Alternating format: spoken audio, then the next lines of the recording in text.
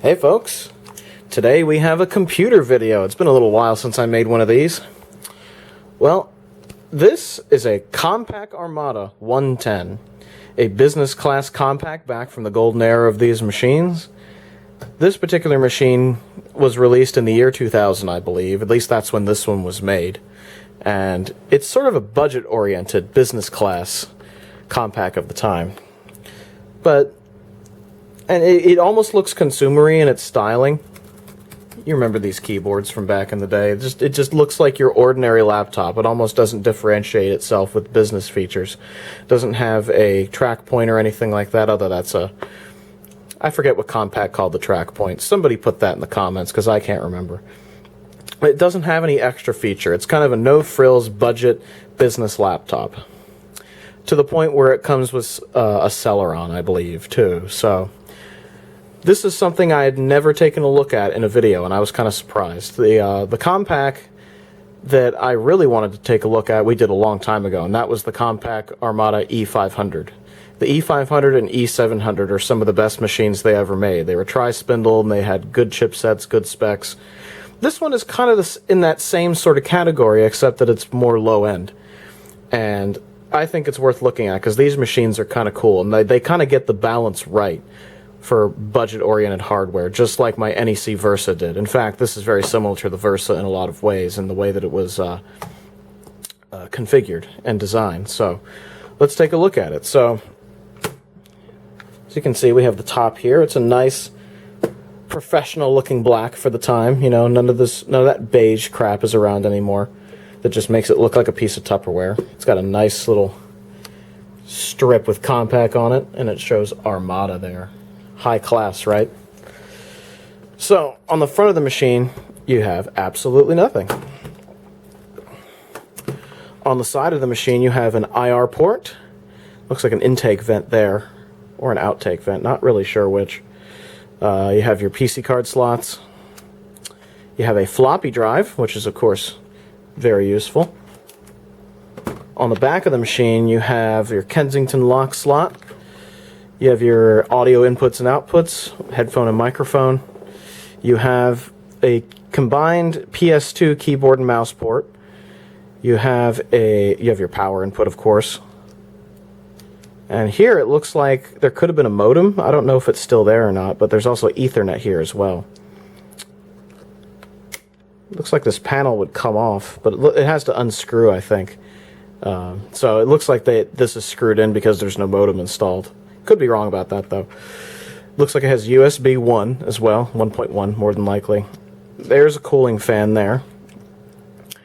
VGA, serial, and parallel. So it's your classic old machine. But there's something special about this one because it came out so late. And let's take a look at the bottom of the machine and point that out. Here we are. Compaq Computer Corporation. Here's the bottom of the machine. It has the battery here. It has a couple of panels here, which we'll look under to point out what's underneath. Here's the date that I wanted to look at. December 27th, 2000. So this was right at the end of the year 2000. And that means it came with Windows Millennium Edition, which I do have on this machine. So we'll take a look at that in a minute. This one, unlike some of my other Compaqs, actually did come with the battery. If I can get it out here. Kind of difficult to get the battery out, really. Do I have to just do that? Yeah. Literally have to turn the laptop upside down, or right side up, to get that battery out. So, nice cubby hole there for the battery. This battery, by the way, is completely dead. So it probably needs a new pack of cells in it. Looks like it is a 4.5 amp hour. Okay. Not watt hour, amp hour. So this battery is probably going to need to have some new cells put in it because these cells are definitely dead. Like the computer doesn't even... It recognizes the battery, but it doesn't charge it. So it's definitely bad. Okay, let me get these panels off and we'll take a look underneath those.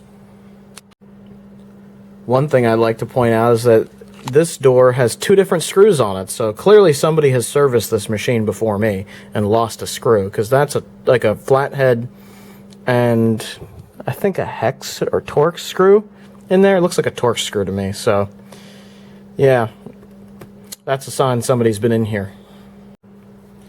Alright, I got the panels off so we can see what's underneath, and of course underneath this one here is the RAM. Looks like it has some IBM RAM in it. But I could bump this up to 256 if I really wanted to, but there's really no need to with Windows ME. So, there you have it. Solve the mystery of this a little bit. So, this was underneath where this modem port was covered. So there actually is a port under there, which is for a modem. And I'm guessing that this blank was over that because there's no modem card installed. I'm kind of assuming that's where a modem card would be, with this little cable here and everything. So, yeah, looks like an accessory. I guess that's maybe that's a PCI slot. I don't know what that is, but I'm pretty sure it has to do with the Ethernet and modem section of the whole computer. So, there you have it. Here's a better look at that fan. Looks like a fairly standard fan in there. Might be just a little 40mm, 30mm thingy. Not sure, but it's very tiny, and it looks like your standard fan that you could get off the shelf, so perhaps that's easy to change. It says ITG demo unit here, so I'm going to guess this was used in a store or like a computer shop as a demo unit, or like maybe it's a laptop somebody used for people to sign up for stuff, who knows. But yeah, there you have it. The other thing of note is that this machine takes an 18.5 volt 2.7 amp power adapter, which I happen to have the original of here. This is the Compaq one. This is what it looks like. Uses a Mickey Mouse power connector for the power cord. There you have it. So without further ado, let's turn the computer on and explore. Alright, this is all buttoned up. Let's turn the computer on and check it out.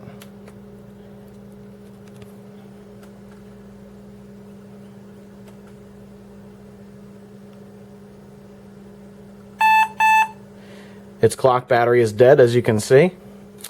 This computer is 22 years old, so I would expect both batteries to be dead. So we have a dead laptop battery and a dead clock battery, so I'll need to do something about that clock battery at some point. And maybe you can hear that hard drive. This still has a 10 gig spinner in there.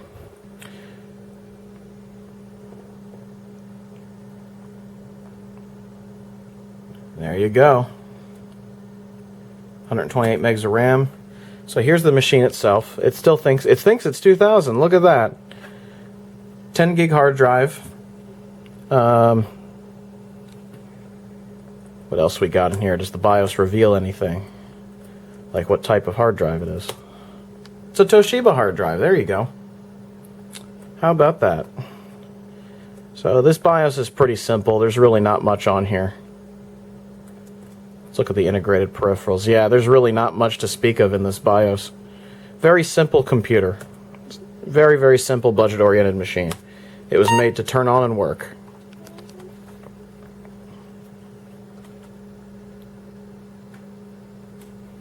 I think I forgot to mention on the right side of the laptop there is a CD-ROM drive. So, of course, it's a tri-spindle machine. Hard drive, floppy drive, CD-ROM drive. Let's boot the machine. There you go.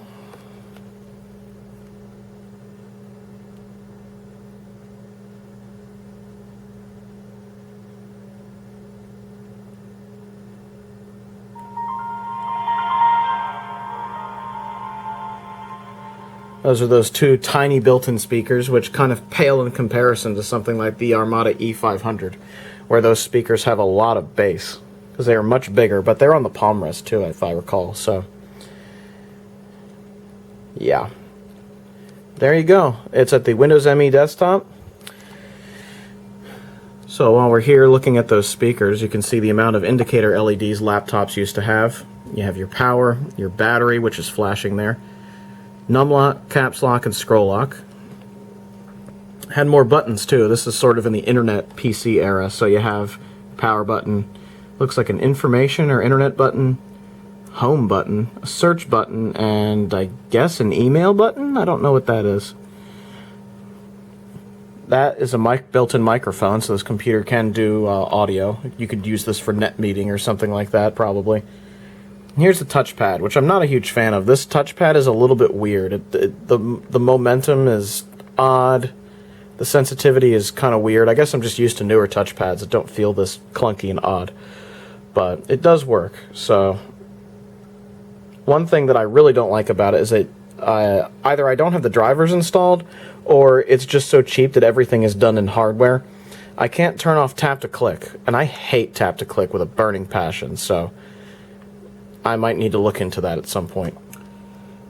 Has a Celeron processor in it. I believe it's a Celeron 600 or 733 or something like that.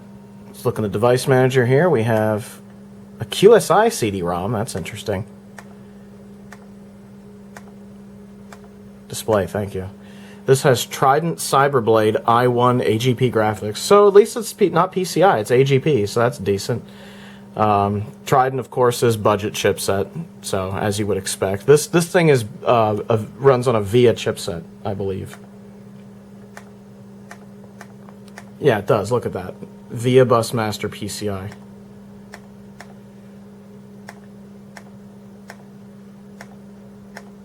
It picks up the mouse as a standard PS2 mouse, which is this trackpad here, so yeah, I don't know about that. Has an SMC IRCC infrared controller and a dial-up adapter. Uses Texas Instruments card bus controller. That's nice.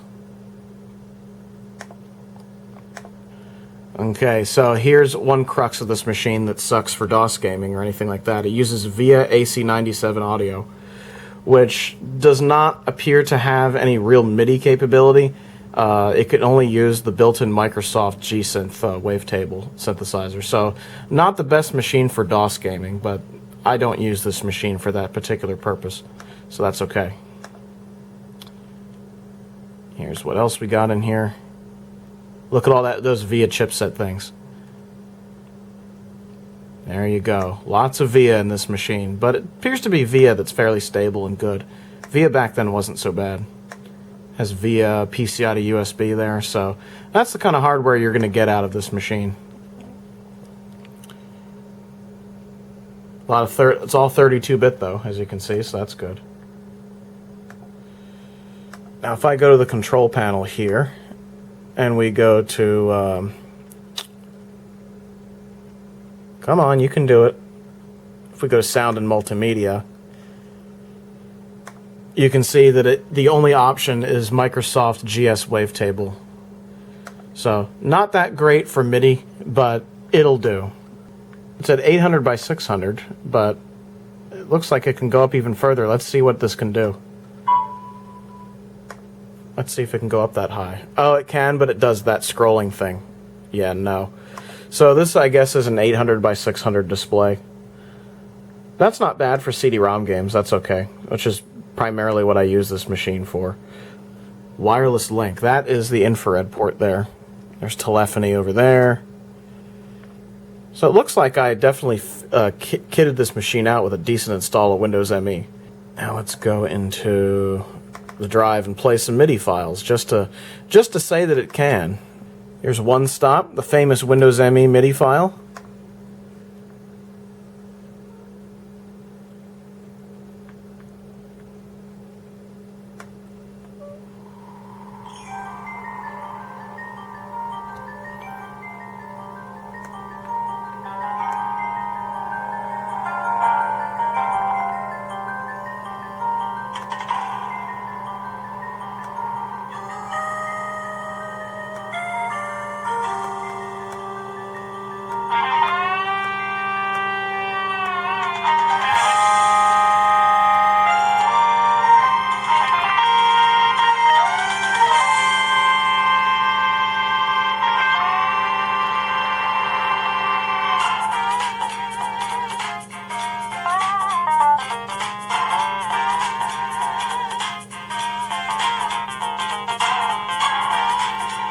These speakers get pretty loud, but they're kind of tinny.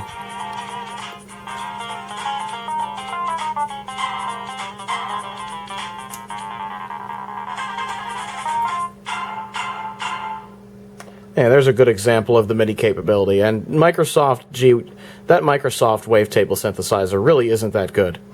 Like, it's just kind of sounds generic and awful, in my opinion. I never liked it. But that's what this machine came with, and that's what we have to work with.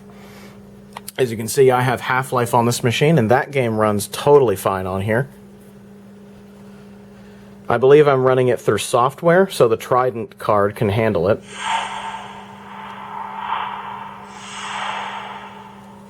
Yeah, look at this, the pre-Steam.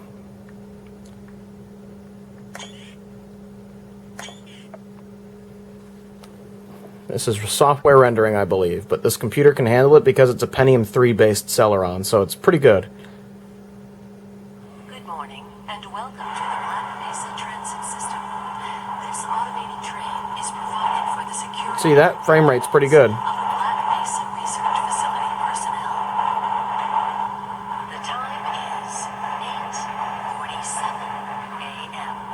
8:47 a.m. Not a very responsive trackpad. Well, there you go. So you can play games like this on a laptop.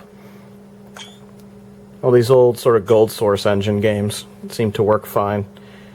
So it seems like a good computer for late 90s, early 2000s stuff, along with CD-ROM games from a long time ago too, like a few that I'm about to show to demonstrate this machine, and to show kind of what a computer like this will shine with.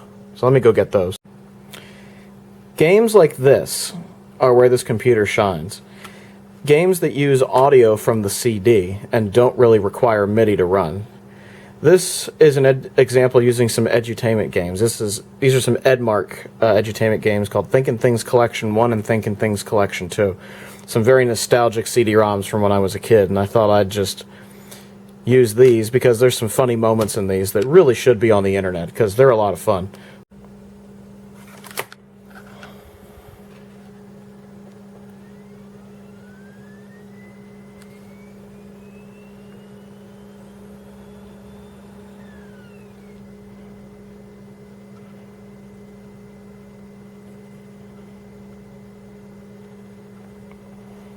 Starts right up.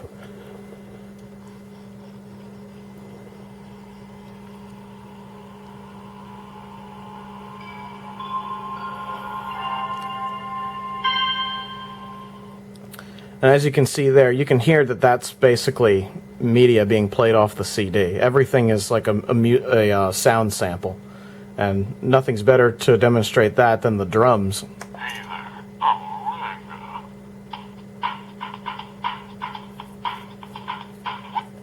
Now that was, of course, just one wave file, basically. Hey, you go first. Look at this dude. He's so chill. With that earring and that headband, he's just like, yeah, man, I'm in a band. I'm cool.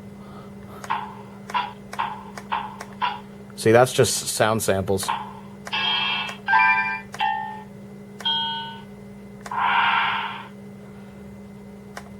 you later. See you later, man.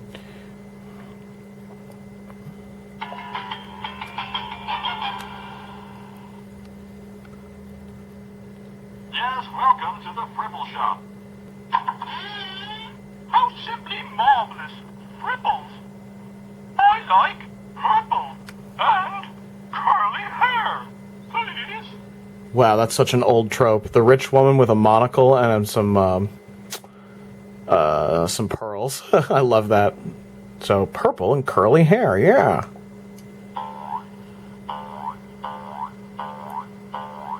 Oh, darling, thank you. Oh, darling. Ah. Now, there's a couple of these guests in particular I'm looking for. I want the Fribbles. Yes. I like purple and stripes. Please. Yes, I want the fripples. Yes, please.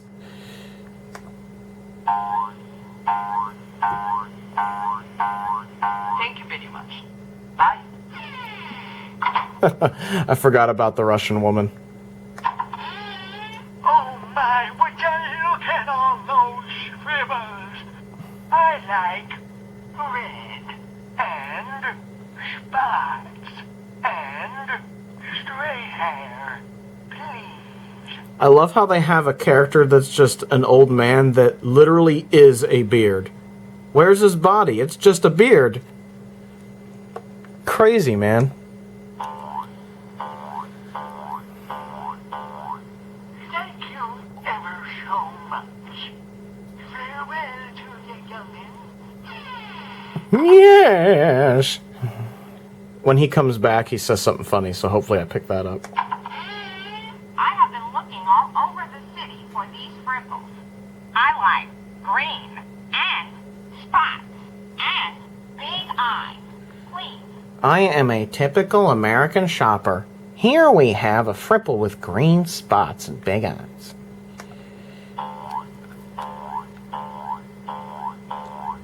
Thank you. Shopping's my name and frizzles are my game. Here we have. Oh, man. Whoa, fripples to go. I like small eyes and curly hair. Do a kickflip, bro. Radical, dude. Totally tubular. So he wants some small eyes and some curly hair, man. Looks like this red dude right here will do the trick for this bro. This is great. Later. Oh, later, bro. Hi. Any fribbles in the shop? Yeah. I like spots and straight hair. Pretty please with the cherry on top? That guy literally sounds like Patrick from SpongeBob. This is my old community college buddy Flats, and he wants some spots and some straight hair. Jolly good day. I'm in the market for fribbles, Oh, yes, I'm from London. stripes, and big eyes, and curly hair, please. Yes, I'm a businessman from London. Yes. Yeah. Need some big eyes and some curly hair. This one looks like a mad scientist. Let's pick him.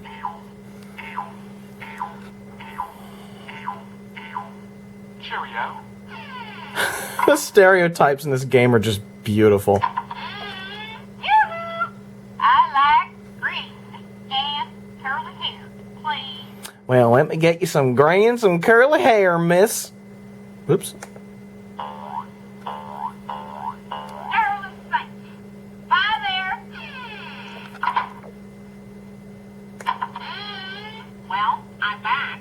I like purple and stripes. Please. Ah, here we have purple and stripes. Thank you. Shopping's my name and frizzles are my game.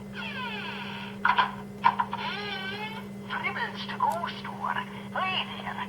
I like small eyes and straight hair. Please. As Irish as you can get, I guess, stereotypically.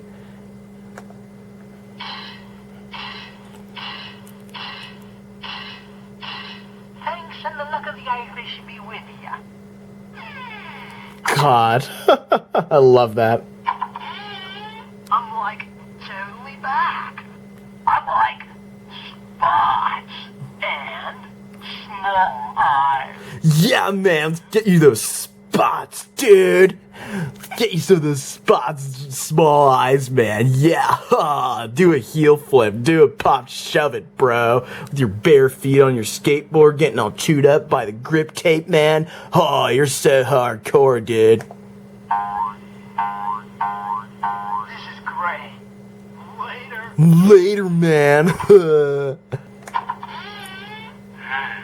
I'm back. I like spots and curly hair. Wow, the way he said curly hair there was really weird.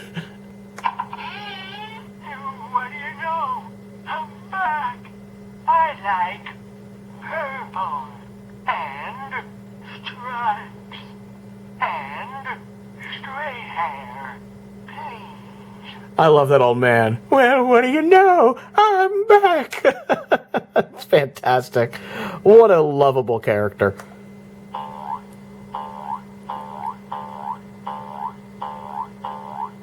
Thank you ever so much. Farewell to you, youngin. Goodbye there. I guess if I'm going to make fun of this, we should do the phone and the fax machine, right? Hello? Have you got any of the fripples here? I like green and small eyes and curly hair. Please. There you go. You can get it shipped out.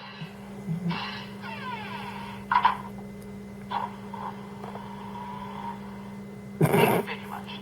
They literally had some guy go brr, brr, brr for that sound effect. That's hilarious.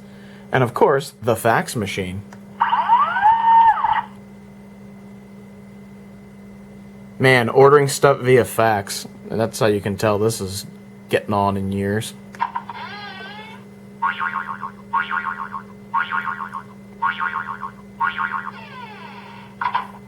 Alright, that's... it's like... I can't get over that. Anyhow, that's enough fripples for now. One of the other ones that uses sampled sound that seems to work really well on computers like this is the bouncy ball art. I just thought this was really cool and you guys should see it.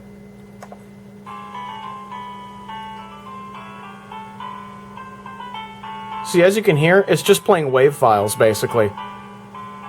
So it's perfect for CD-ROM games like this that just happen to utilize wave files more than they do MIDI. So that would be really mid to late 90s stuff, I would think. Maybe some early 2000s as well.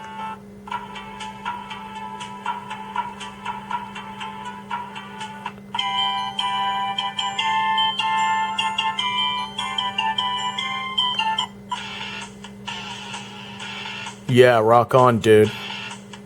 Whoa, rock on, dude.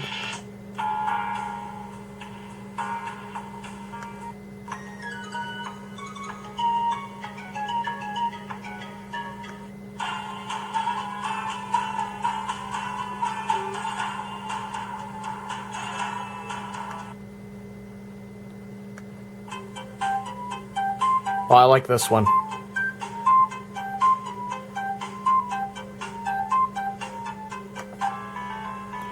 And there you go. That utilizes a ton of wave files. The other one that does is the shapes one.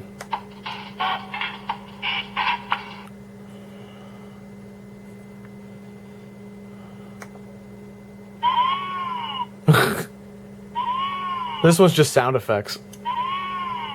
Silly sound effects.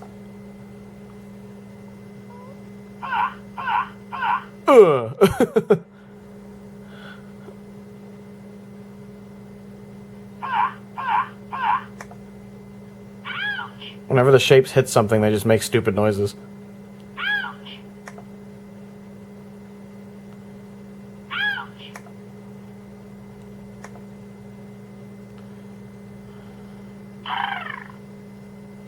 What?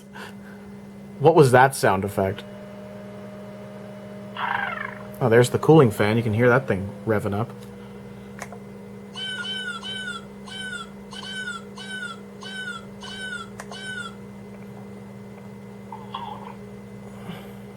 There's the shark moving around. I love silly stuff like this. It's just way too much fun, even 25 years later. I love this stuff. Alright, moving on to Collection 2 now.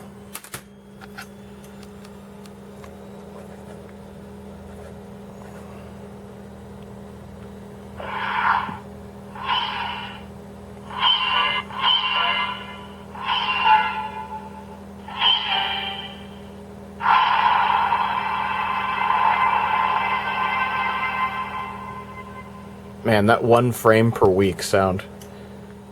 Now, I just wanted to show this Oranga thing here is basically a primitive music tracker that uses wave files.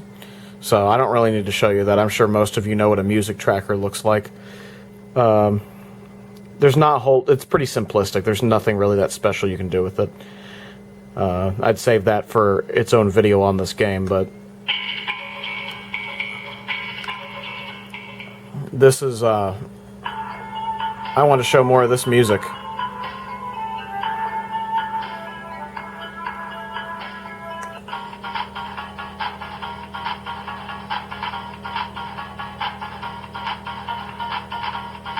Really avant-garde stuff, isn't it? Swiss cheese.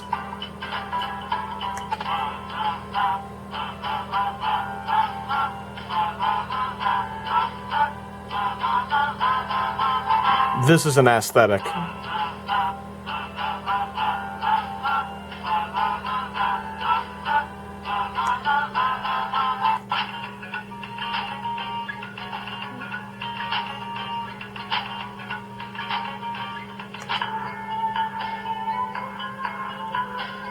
There's the moon.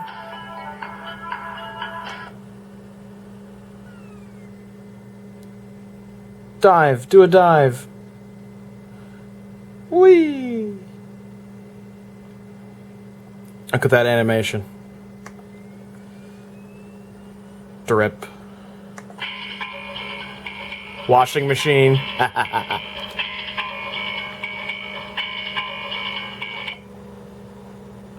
Does this have noises? Oh, it's just music.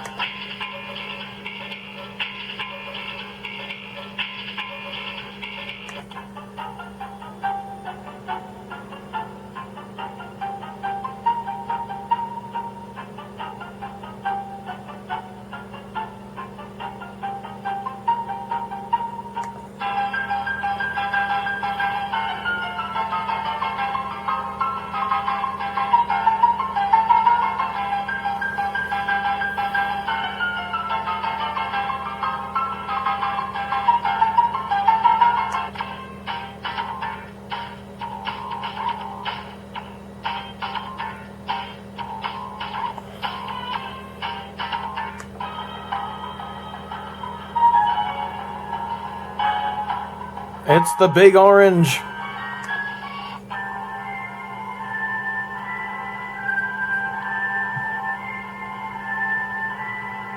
That's actually really cool. I like that.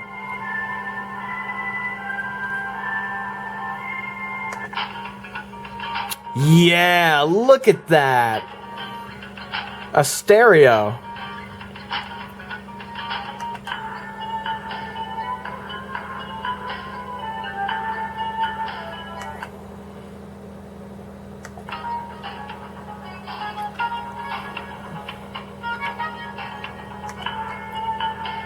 Yeah, that's all I wanted to show of Thinkin Things too, just because there's so much cool stuff in there.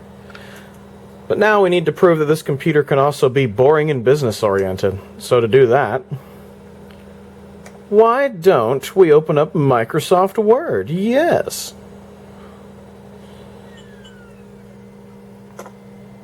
You.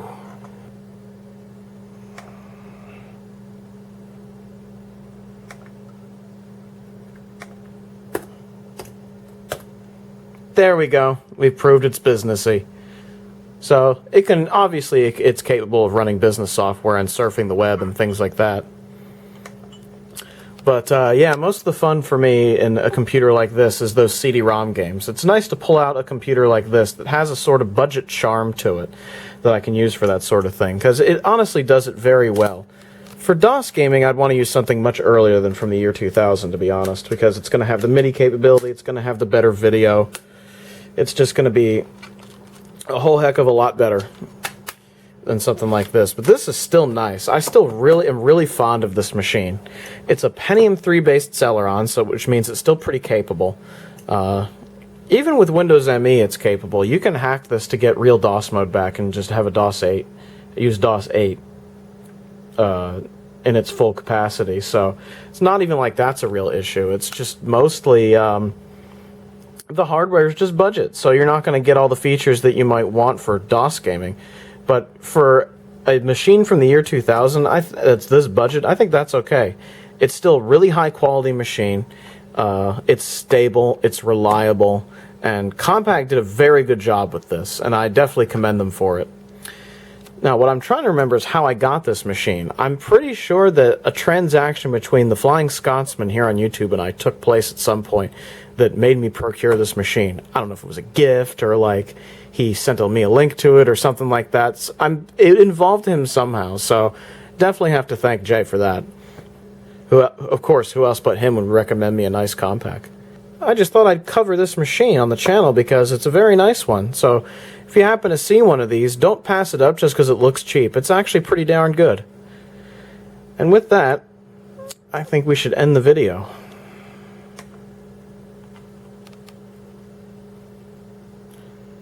If you want to reach me on social media, those links are down below. And if you want to join our Discord chat, that link is down below as well.